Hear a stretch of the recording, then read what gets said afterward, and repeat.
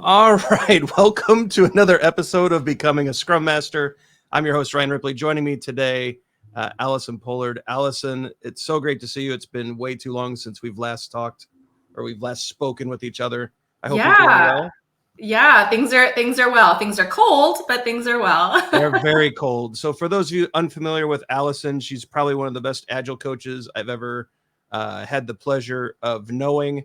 So be sure at the end, Allison will plug how you get a hold of her, but she is one of the best. And I hope that all of you get a lot out of this. We're going to jump right into the questions, though. Allison, can you share the story of how you first encountered Scrum and what motivated you to become a Scrum Master? Was there like a particular moment or an experience that really sparked your interest? Yeah, I'm glad you asked because it was really bizarre. I had finished up my first job as a project manager, and we had offshore development in India. So a lot of late nights for me trying to communicate with the team. And when I left, I thought, it would be wonderful if I could be a project manager or, have an opportunity to work with developers in the office, like right there with me and see what co-location is like. And so I had interviewed for a job. It was actually a business analyst role. Got it. They were impressed by how I handled really wacky questions, like what makes a tennis ball fuzzy. I thought they were wasting my time, quite honestly, and was like not so sure about them. But they said I seemed like such a great fit for their fast-changing environment because I didn't get nervous or I didn't get distracted by some of these like wacky things that they were doing. So I was like, all right, if I seem like such a good fit, I'll take a shot. And as it turned out, they let go of their project manager not long after I started. And then my boss came up to me one day with a piece of paper and said, we want you to be like this, and had the word Scrum Master on it. And it also said, we want you to help remove impediments. We want you to be a servant leader. And we talked a little bit about it. And again, it was more like the qualities of a Scrum Master, not the enforcing Scrum part of it, that I just kind of went, this sounds really interesting. Let me see how I can do that.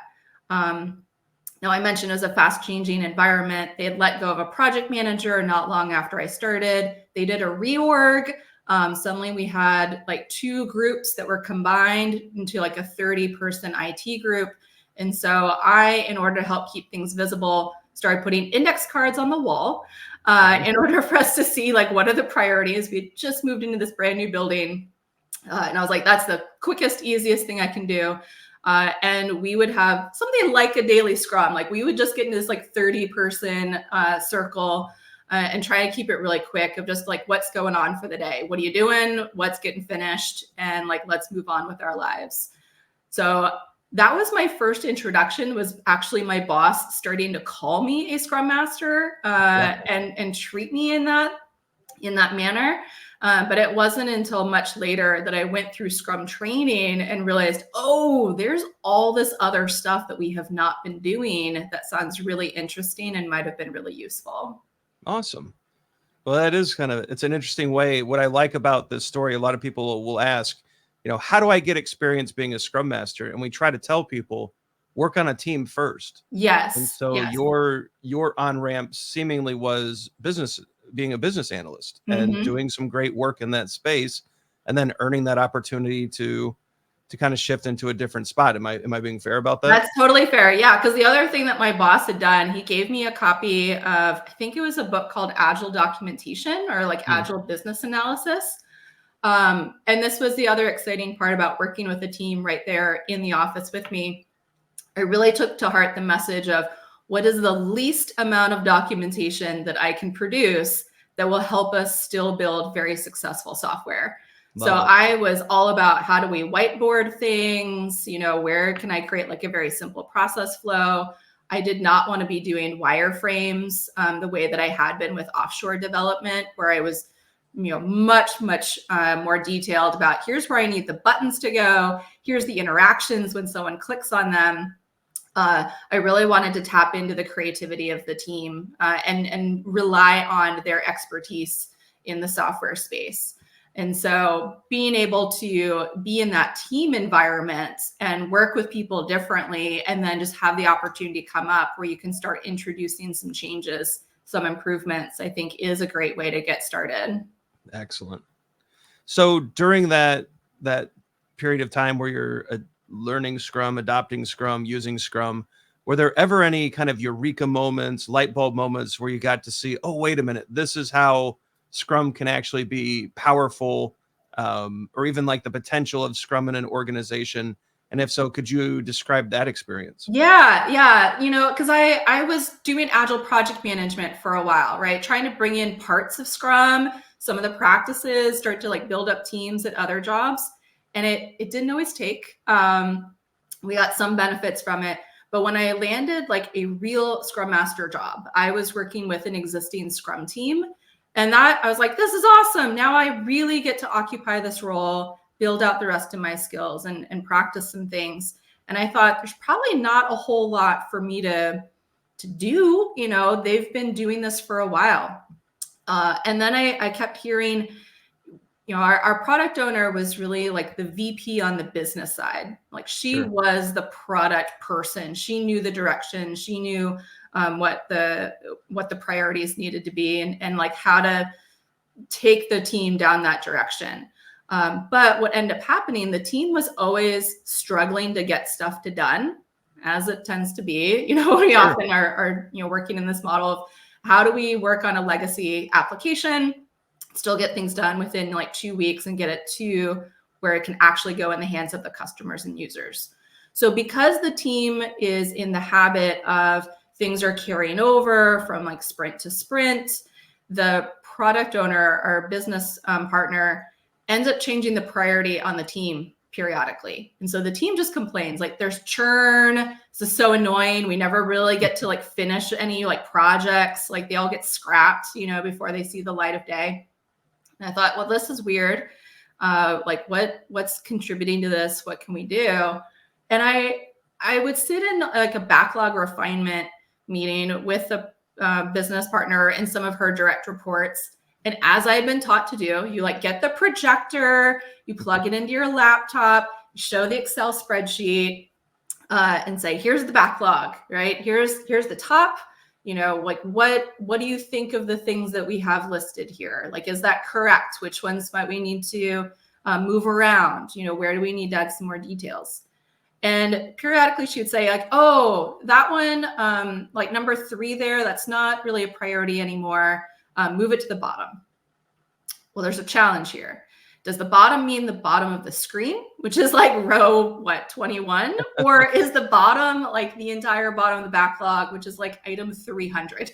I was like, I don't know what, what I'm supposed to do here. So I would kind of guess. And I remember going to my local meetup one night and talking to one of the organizers and saying like, yeah, this is so annoying. Like, we've got this like tiny like visibility into the backlog. It feels like things are like moving around. The team is frustrated, low morale.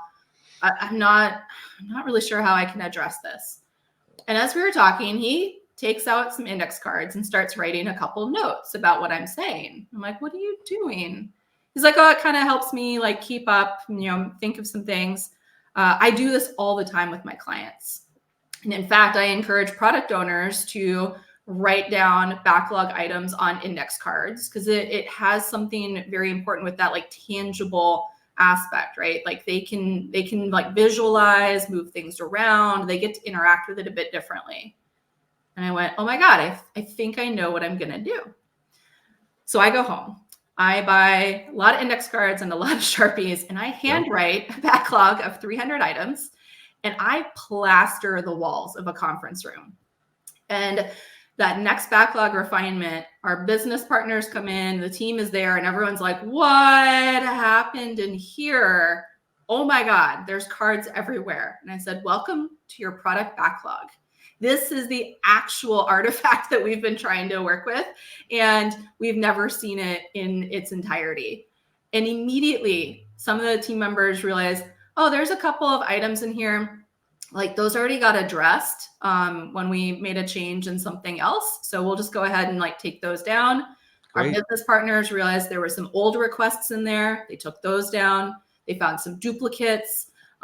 Most important thing was they were finally coming together and having a real conversation of, so these things are the like most important, and here's why. And like those need to move over to this part of the wall.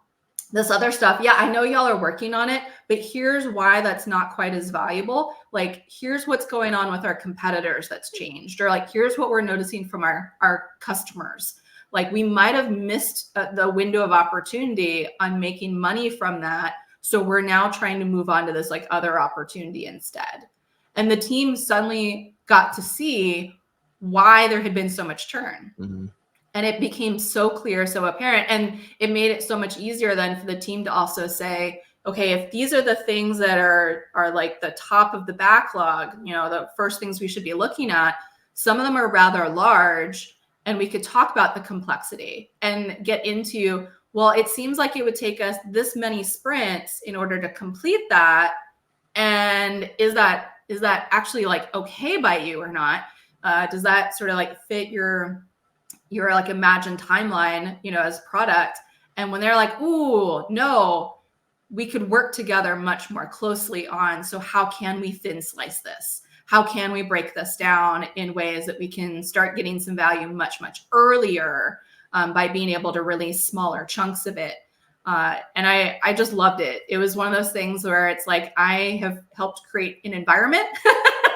Literally, like, here's a conference room, here's a bunch of index cards, but being able to see the collaboration that took place. And again, the focus on, you know, we need to balance delivery and value and make sure that we're not overemphasizing, you know, trying to get things to like perfect, or get things to, it's got every bell, whistle, you know, imaginable to the feature, but really thinking about who are our users and like, what are we trying to accomplish here as a business goal, and how can we, you know, start to create some of that value as early as possible.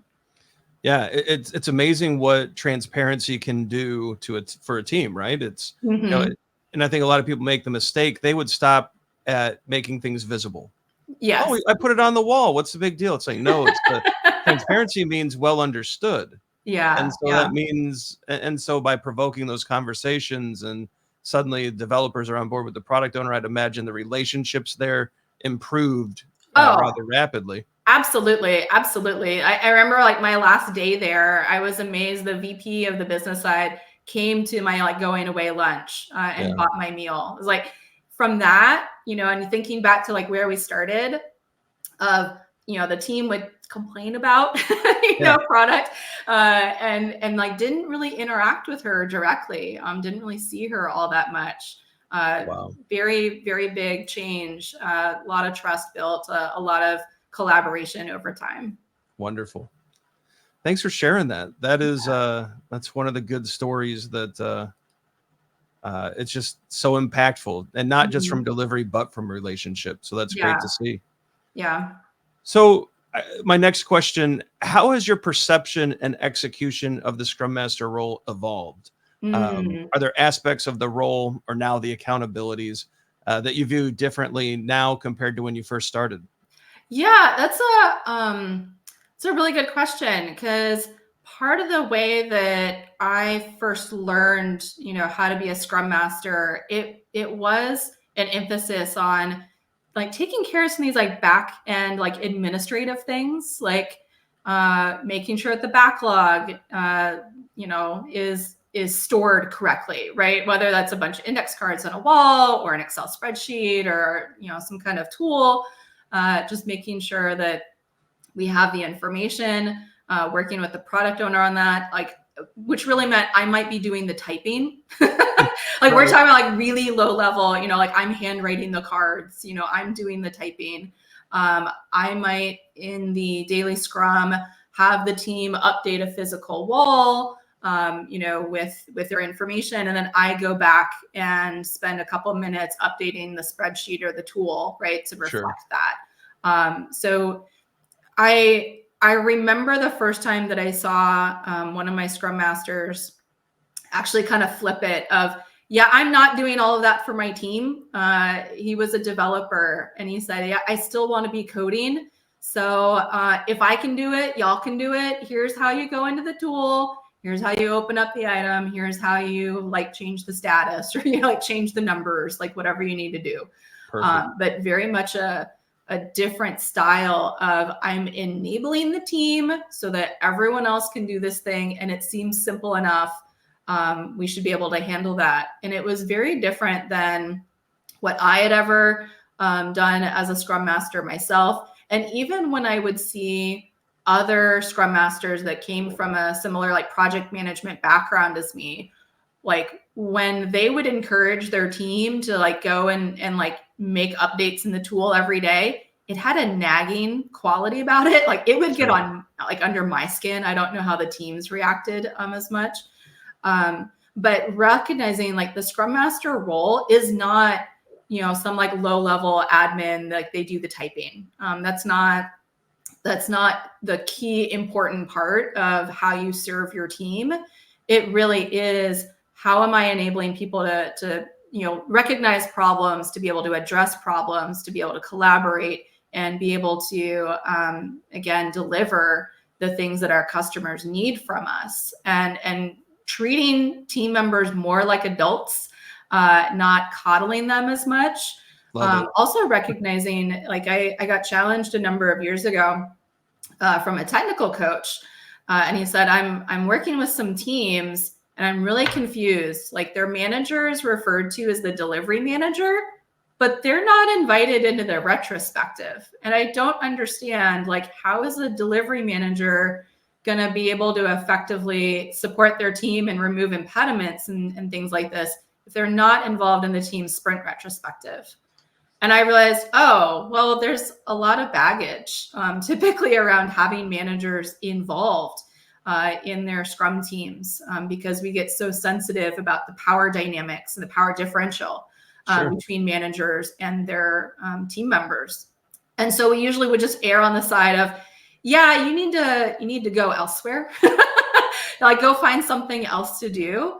And it did mean that we lost some of the positional authority that they bring that they could use on behalf of the team, and that they do lose out some of the ability to maybe help their team members continue to develop and grow individually in their careers. So for me, I do see, you know, some aspects of this Scrum Master role shifting of, it's a hat, you know, like it's something that you're filling perhaps on top of some other kind of role, rather than advising that it be a full-time dedicated position, and that it can be combined with, you know, some of these other roles in like really powerful and really useful ways. Yeah, I recently actually published an article discussing having that delivery manager or that team manager fulfill the Scrum Master accountabilities. And you are very much correct in that people got very sensitive about the power dynamics, and some people loved it, some people hated it. But I think this is where we want to go. Like if we teach a generation of managers and leaders how to act and behave and fulfill the Scrum Master accountabilities, don't they eventually end up in director and vice president and C-level positions with that mindset?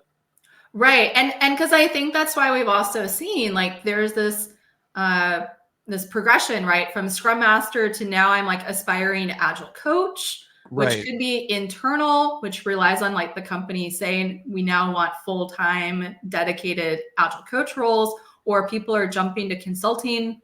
I mean, the water's nice over here, but realistically, we do need leaders in companies that come from some of these backgrounds and have some of these experiences. They can continue to create really positive environments for team-based work. Yep. And I would love to see more managers come from Scrum Master type roles, so that they do have better ways of facilitating and of teaching and supporting people through the development of their careers. Wholeheartedly agree. So, and if you have any questions or comments about that, leave them in the comments below, and we'll be sure to check those out. But don't light us up on Twitter or on LinkedIn or anywhere else. I got off of Twitter, so good. You're one of the smart ones. That's a good piece of advice. What would another piece of advice be Right. that you would give to an aspiring Scrum Master? Is there a particular mindset, skill, or habit that you believe is crucial for success in this role? Yeah. I mean, I think back to, we touched on, you've got to get started somewhere, right? And if Yep. you can start on a team, that's awesome. And that was the first entry point that I had, was being a business analyst on a team, and moving into some Scrum Master kind of role. But I also say, like, you've got to start just bringing in the practices where you can. Yep. One of the jobs that I had accepted before I became full on Scrum Master, was brought in as a project manager in a digital agency sort of environment. I love fast paced. And so I was like, all right, how can we start bringing in some Scrum practices? Because I've been learning about them. I go to the local Agile meetup. I'd love to do more of this. And I realized right away, I am not going to be able to create a team just full on. I have a bunch of people here. They have different skills. They are, in fact, cross-functional, but I'm not going to be able to bring them together and say, here's your shared goal, and here's the thing that, we need to be working from in terms of like a product backlog. People were going to be pulled in so many different directions. It was like, if you tried to map it out, it would be as if they were on like different teams, and in some cases, teams of like 2 or 3. And I was like, well, it's not going to fit Scrum very well. But I can think in terms of like product backlog. I can try to think in terms of like sprints, or like very short cycles. I can focus on lightweight requirements and collaboration, and like, when do I need to bring people together, and what do they need to come together around, and having something like retrospectives. So like, finding those opportunities in whatever job, whatever role you're in, to start applying, some of these concepts, and really learn like what works about it. Like, what do I still need to learn about it? Like, what's not working very well? Where are people throwing tomatoes at me around it because they just don't like this idea? And being comfortable with that. I think as you move into more and more Scrum Master roles, and you start working with a variety of teams, and maybe working at different organizations, people are going to have questions. Like, they're going to have different reactions. And the more practice you have at being able to explain things, to be able to talk how it worked in other environments, you might even start to see of like, okay, I've introduced one practice. It doesn't feel like it's working well enough on its own. And you might realize that's because it's meant to work with other practices alongside it, that it was hard to pull it in isolation. And so it might start to like compel you to introduce like the next improvement. So you really can be more incremental and iterative on how you bring the stuff into your workplace, and how you start to build up your own experience as a Scrum Master. If you're not able to do like the big disruptive, let's all Scrum, this is going to be exciting, like, let's give it a shot. I think it's wonderful advice. I was fortunate enough to take a Scrum Master course from Ken Schwaber 15 years ago. And I asked him after the course, I'm like, how do I get all of this done and implemented in an organization so that we can do Scrum? And he said, you don't. He gave very similar answer to what you just, wonderfully walked through, Allison, that pick an idea and start implementing it. And when that idea, starts catching on, you're going to realize it's like creating a definition of done. Yeah. Just define quality in your organization.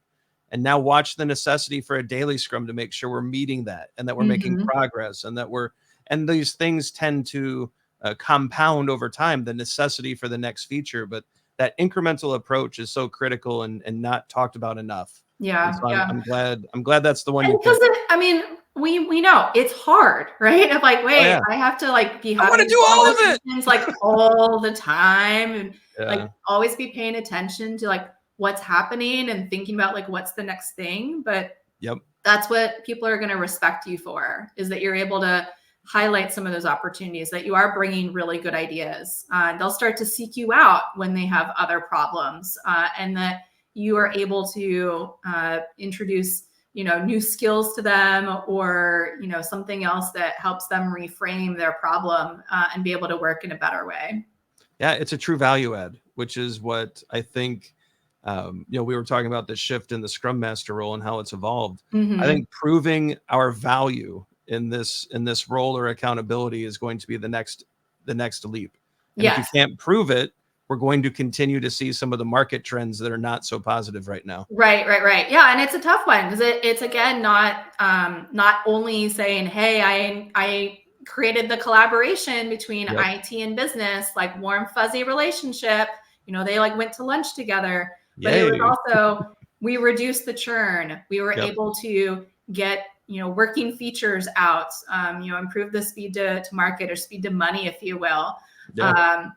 When you're able to really point to some of the business results, that's what gets people to take you more seriously. Absolutely. So Allison, I have one more question for you, and I really appreciate you sharing these insights. I think a lot of people are going to get a lot out of this. This one, I think, is the most difficult question. What is the one book every Scrum Master should read? And I know reducing us down to one book is so difficult. Yeah. But what's the one that you think like, all right, I wish everybody in this space would read this? Oh my gosh. Wow. It's funny. And because part of me is like, well, I'm not going to point to any of the like obvious Scrum related books. It doesn't have to be a Scrum book. I actually think it's an older one. Jerry Weinberg and Don Gausa.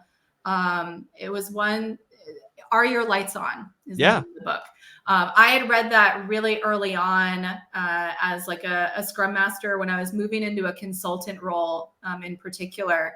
And, Jerry Weinberg's writing style of like these little like anecdotes, they're very like silly and but they're memorable. And it's like just enough of a story to prove the point. But again, this concept of like, okay, are your lights on? Like, is there a problem?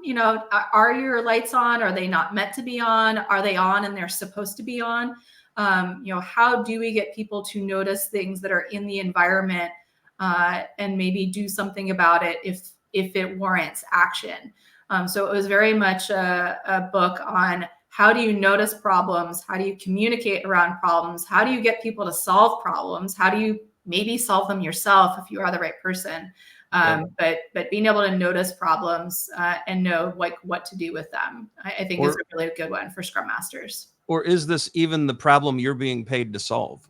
And there's that, yeah. So yeah, such a wonderful book. You can, I don't know your thoughts on this, Allison, but I believe you cannot read enough Weinberg. Yes, I know. I feel like I've added a couple more of his books to my library recently. And they're such gems. Like I normally don't go back and read books. But with his, like I find that they, again, have like held up over the years and they really are good ones to keep on the shelf to be able to revisit later. Secrets of Consulting, I read it once a year, but now that you've mentioned Are Your Lights On, it's probably been 2 or 3 years since I've looked at it. And so I think it'll probably come off the shelf today, and I have an open afternoon. I think I'm going to read it. So thanks for that. There you go. I love it. All right, Allison, wonderful conversation. I'm so glad you were willing and able to do this. How can, and again, like I said at the beginning, in full sincerity, Allison, you're one of the best, and people are very lucky if they get to engage with you. So how can they reach out? How can they start a conversation with you? How can they engage you as a consultant? All of those things, let everybody know, because like I said, everyone ought to be working with you. I'm a little bit like lost for words. Like I very much appreciate that. It's so like wonderful of you to say. You can find me on LinkedIn. I'm not on Twitter. I deleted that account a little while ago. But certainly if you want to engage with me or my 2 business partners at Helping Improve, or an Agile Accelerator for your company, or one of our amazing training classes, go to helpingimprove.com. And I use the word amazing intentionally. We have 2 different classes that are really unique and special to our company. One called Leading Amazing Teams, taught by Jake Calabrese and Trisha Broderick. And then a new one called Managing Amazing People that Paul Tevis and myself are delivering. Check those out if you're interested in how you might be a manager or a leader working with different teams or having more productive one-on-ones with people. Those might be of interest to you. Very good. I'll be sure to get links to all of those resources in the show notes and in the description here on YouTube. So if click those links, check out what they're doing. It's a great group of people. And I hope everyone reaches out and engages. So Allison, thank you again. I appreciate you doing this. Thank you. Thank you. This is wonderful. All right, everybody, be sure to like and subscribe. Hit that bell in the corner so you never miss just amazing conversations like this. Check out the socials. Todd and I still are on Twitter. We do LinkedIn. We haven't figured out Instagram. We're working on it. Some videos are going to pop up. It's our free Scrum Master course and our free EBM course, Evidence-Based Management. No excuses, everybody. 2024, check out those playlists, level up, get certified, go conquer the world, at least the world of work. For Allison, I'm Ryan. Go forward, do some great Scrum things, get involved in a team, check out some Weinberg books, and maybe things will be a little better. All right, we'll see you next time.